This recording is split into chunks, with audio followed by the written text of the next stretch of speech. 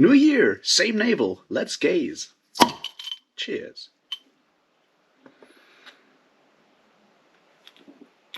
Welcome back everybody to the weekly navel gazing, where we do the thing where I talk about all the stuff that I didn't do last week and all these issues. But before we do that, thank you everyone! I reached my end of year goal with 1,000 subscribers like 7.5 hours before the year ended, which is pretty on point for me. So thank you very, very, very much for that. Each and every one of you, all the new ones, all the new subscribers, thanks for showing up. I'm really happy. I hope you like it here, and I hope you'll stay, and we'll see where the channel will go this year. Now, this is once again weekly navel gazing, and we'll talk about what I read last week, what I plan to read this week, what I did last week, what I plan to do this week, and some general stuff. And that's what we'll do today. So let's start with what I read last week. I read books. Actually, I reread mostly. I spent most of the time last week rereading The Prague Cemetery by Umberto Eco. I really enjoyed it even more than I did the first time round. I may actually do a video on it, a special video, like a dedicated video on it this week, depending on how I feel about it. We'll see. So yeah, I read that one. I'm almost finished. I'll hopefully finish it today or tomorrow.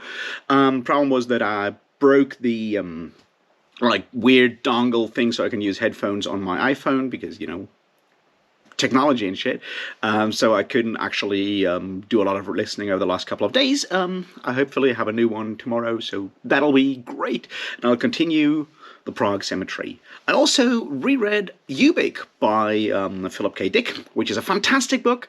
I really enjoyed it again. It's, you know, it's a bit of a mindfuck, but I highly recommend reading it. It's a fantastic book, and I'll certainly have a conversation about that with well, Raiding by the Rainy Mountain, probably next week, I think, if, you know, me and time and stuff. So I'll talk about that then with some other science fiction and stuff like that, so we'll see how that goes, but I really enjoy Ubik. It's a great book. And obviously, no, I already finished my reread of The Hobbit, which is fun, and I did start a reread as my bedtime reading of The Fellowship of the Rings, because, you know, why not? Fellowship of the Ring, that's what I'm reading as bedtime book right now, because, you know, Tolkien, basically. So that's my reading. I did also read Norman Coon's Warrant for Genocide, which is a fantastic book, and complements, in a way, the Prague Cemetery. So there's my academic reading, as well as my fun reading for the last week, and the question is, what I'll do reading-wise this week. Well, it's pretty simple. I have to read The Thousandfold Thought by R. Scott Baker, because we'll have the final of these first 3 discussions on Baker and the Prince of Nothing trilogy on Sunday, and then it'll be uploaded on my channel, I assume. So there's that. So I'd better read the book this week, probably, you know, in the next couple of days. After I finish The Prague Cemetery, I'll just go and read The Thousandfold Thought. That's my fiction plan for now. There's obviously other books that I want to read or finish or start or whatever. I'll see what I feel like. Maybe I'll start with the first of those Guy Gabriel Kane novels. It's the first one of the Fiona War trilogy. That's the one with the tree in the name, and I keep forgetting what it is, I think. So maybe I'll start with that, or I'll do some more Philip K. Dick rereading. I feel like maybe I'll reread Do Androids Dream of Electric Sheep, or maybe I'll reread A Scanner Darkly, because, you know, it's a great book, and it's also about drugs and mindfucks, and that's the kind of stuff I'm in. You know, so I'll see how that goes. That's roughly my plans for fiction reading this week. And then we'll see what happens. I'm sure I'll come up with something sooner or later. I still also want to read the Book of Night Women by Marlon James. Maybe I'll also go with it. Whatever takes my fancy. There's also a reread of A Clockwork Orange that I have in mind somewhere. So, what did I do video-wise last week? Well, only one video. The flashback video. Yes, I finished my Downfall of Dan Simmons, and maybe I'll actually get around to actually creating a playlist for them. I'm done with Dan Simmons for now. I'll probably not read any of his stuff in the near future, but I'm very glad I managed to go through all of those, create this series of looking at his evolution or devolution, if that's a word. You know what I mean. His descent into absolute madness and bad writing over the last couple of months, and I'm glad I finished it before the end of the year. That was my goal. It's always good when you know, actually achieve goals, I guess. And I'm fairly happy with that final one. It took me like several approaches to actually get there and not go completely insane or just yell my head off because it's so bad. And I tried to be respectful and try to understand how we ended up where we ended up. So I'm happy with the video. The version that I made at the end, I'm happy with that, and that's all I managed to do because end of the year stuff. New Year's, I went to visit some friends, so I didn't have time to record anything there, and that's what we ended up with. And I'm pretty sure there will be videos this week. So let's look at what I planned for this week. Well, I don't know. I haven't made any real plans yet. I might go and do something for the Prague Cemetery. I have a vague idea of how I want to look at that one and explain why it's a great book in my opinion, stuff like that. That might be a video that I'll do this week. I don't think I'll be able to wrap up the anti-Semitism video this week. Just my understanding. I don't think I'll be able to. I'll try to record the 4th and possibly the 5th part this week, but I'm not sure if I'll be able to actually get it done because I want to get it right. Like, I was dreaming about doing it like before the end of the year. Now that's passed, so I can like focus on actually getting it correct instead of just getting it out, which might be a good idea. So there's that, and we'll see. And beyond that, yeah, we'll record on Sunday, but I guess maybe I'll just upload it on Thursday next week, just to keep the rhythm or tradition of how we did these the last two on Joanna's and Philip's channel. So maybe I'll just go and do that. We will see. But beyond that, I'm still thinking.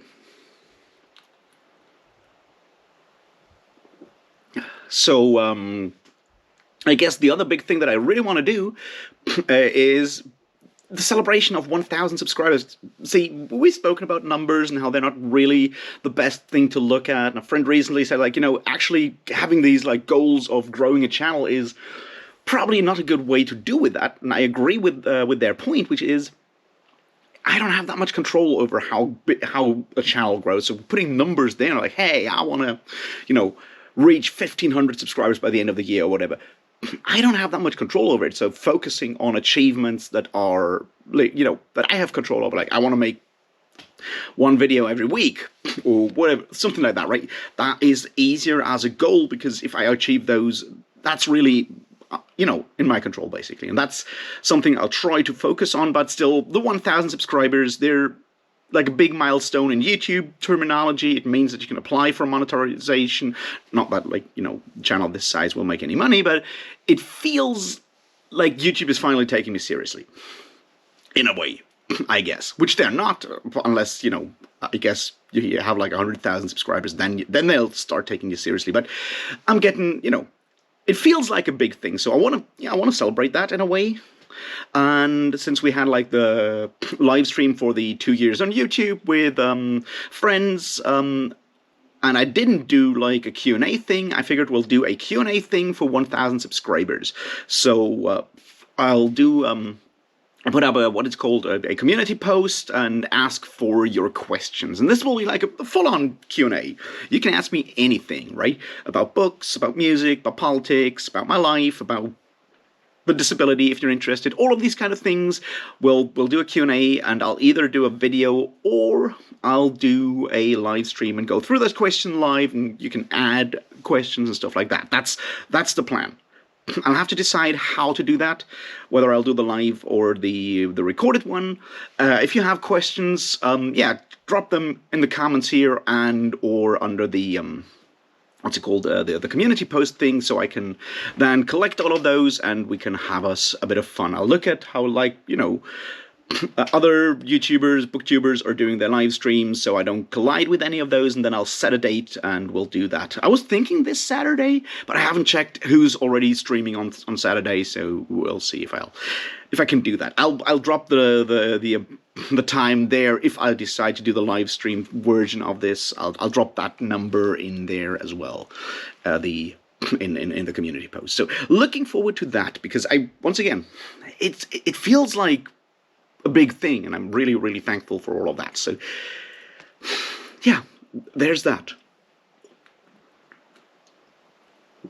So beyond that, what else is there to say? As I said, I'm really looking forward to finishing that anti-Semitism video. It's a big deal for me because it's a bit of a departure of all the things that I'm doing right now. So I'm a bit anxious to see how it comes, how it'll come out, and how you people will like it. I'm full of energy to go down that route, maybe do more of these slightly more academic videos in a way, more historical context, that kind of stuff. The idea came up that I might go and look at Machiavellian, the influence or the image of Machiavelli on fiction, on fantasy, and so forth. That might be something that I could possibly do like a video on in the future, looking at, the historic contexts for certain tropes and shit like that. That might be something that I'll do a bit more of. I've just realized that right now I'm really enjoying reading those kind of non-fiction academic texts and creating some sort of video out of that. That's something that I'm really enjoying at the moment. And yes, I am still planning to do some sort of how can I say this?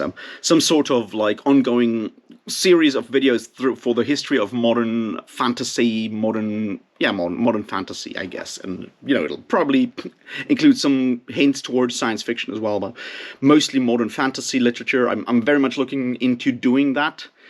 But it'll take me a while to prepare that, to have it on the level that I want to, because I don't want to go and just like talk about the books I already know. I want to, actually plan this out in a way that makes sense. And my idea was, like, once again, this is still me thinking aloud, and it's not like final in any way, but my idea was to actually, do like one or two videos, probably one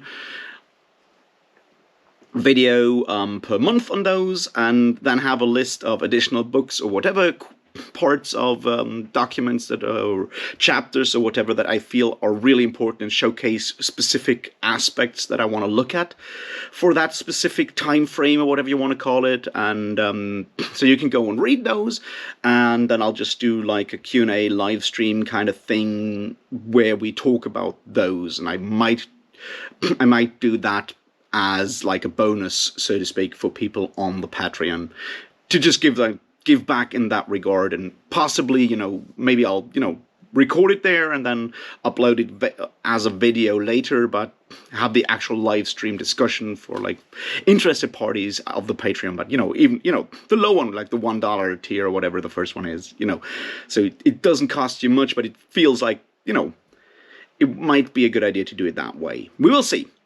As I said, I'm still thinking about that. There's another idea that I want to look at, which is the difference between mythology and fantasy.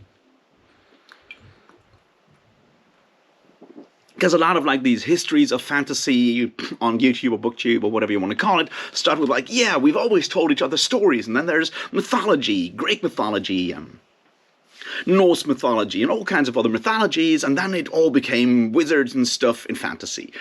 And that really, really annoys me, because I think there's a fundamental difference between mythology and fantasy, and that might be worth exploring. So I'm looking at that, and I'm planning to make it work, maybe as a video, maybe as something else. We'll see. But I'm not yet there. It's just like one of those ideas, and if it stays in the back of my brain long enough, I might be able to cobble something together to talk about that in more detail, and talk about mythology as a source of inspiration, but also the functions of mythology that are fundamentally different from the functions of fantasy literature and the modern saints, and why it's important to keep those in mind, because making other claims may be problematic. Well, not problematic, but like not ideal, I guess, is my point here, because, the term problematic doesn't really work nowadays, that we all think problematic is connected to political aspects. And that's not what I mean right now, but we will see. It's just an idea, because it just annoys me when people compare, say, Homer with Lord of the Rings, because there's differences there, and they matter. Differences to me usually matter. So we'll see how that goes. Beyond that, I mean, yeah, it's a new year. I went to the gym this morning, but I also went to the gym on Friday and on Wednesday. So yeah, it's not like I'm pretending to have like a New Year's resolution, because I'm not good with New Year's resolutions. Like, I know everyone talks about them, but I'll try to be a better human being. That's my goal. We'll see if I manage. Anything beyond that is just bonus, I guess. So yeah, that's roughly my plans for this week. I hope you had like a great holiday season. I hope you enjoyed what you did. Had time to reflect on your last year, on the new year, hang out with friends, with family, recharge some batteries, that kind of stuff. I hope you read some good books. I hope if you got presents for whatever holidays you were celebrating, you got some cool books as presents, or other stuff that you really, really wanted for presents. I hope you enjoyed all of that, and I hope you're starting your new year with great plans, with lots of energy, and really cool books that you're reading, or great music that you're listening to, and I hope 2023 will be the best possible year for all of us. I'm very Leibnizian in that way. It may be the best of all possible 2023s. I think that's a good idea. And beyond that, once again, thanks for, making the 1000 happen. Thanks for sticking with me. Have a great week. I'll see you around, and cheers.